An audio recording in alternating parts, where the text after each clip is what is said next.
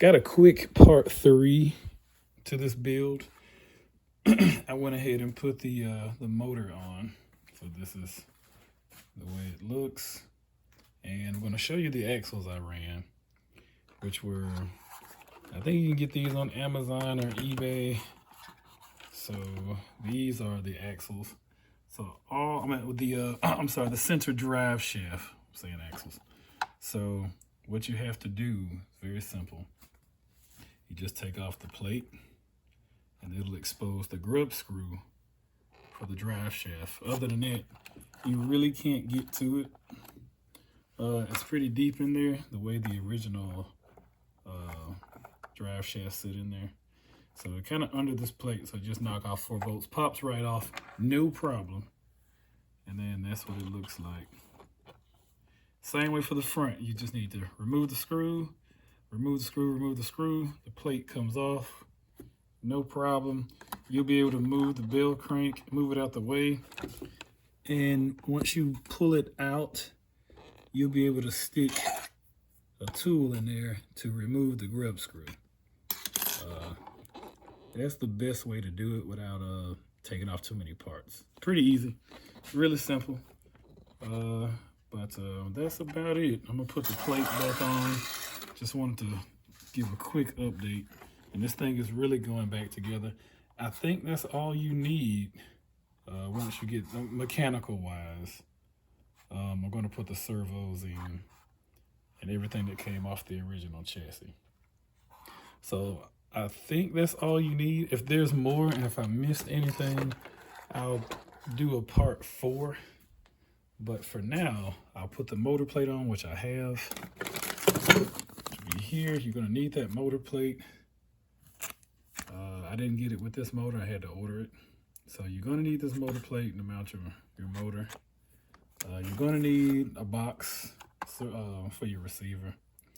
But other than that, this thing will be ready to go. I don't think I need to really update it unless I find something unique on this chassis versus the original Slayer. So if there's something else, I'll post it. That's pretty much all I get. Can't wait to get this thing rolling. May do a video of it in action.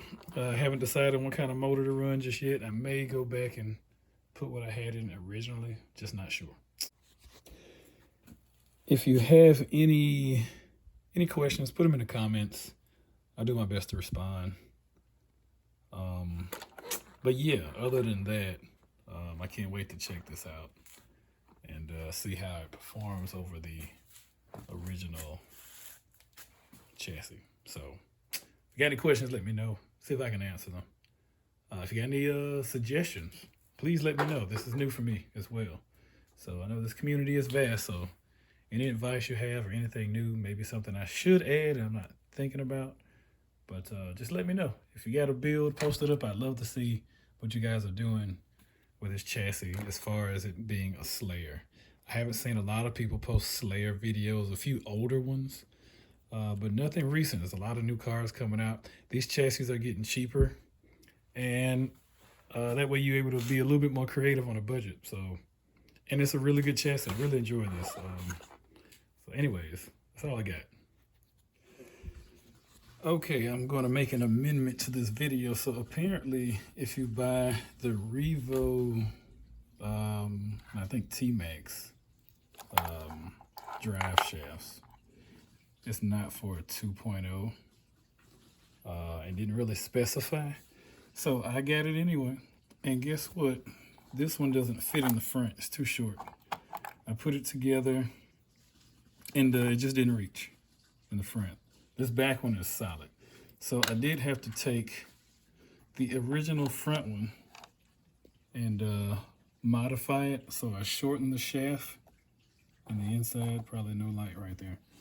But I shortened the shaft so that it would fit. So all I did was kind of cut the splines like you would. Most people do it for drag racing when they do the slash axles. Same situation here. The only difference is, if I can find it, on the Nitro, you have this part, and it has 2 prongs sticking out. I tried to cut them off to make it fit, but the fact that it's so flush with the motor, it wasn't going to work. It was rubbing up against the motor. So you have to get the ends and take the E-clip off and take the end off the main unit. So you have to get, I'm gonna find a round. Okay, so basically you're gonna need this end.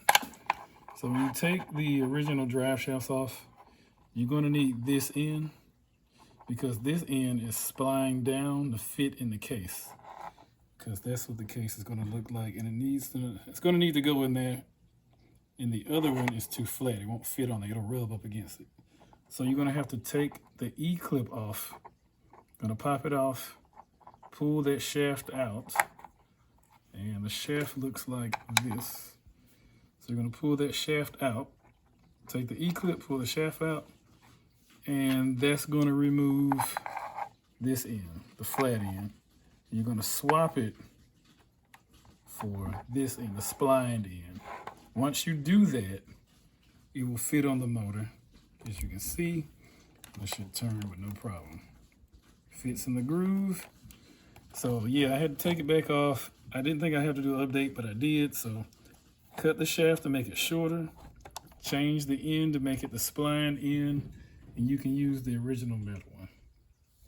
So hopefully nothing else pops up so I can finish this thing. That's all I got, guys.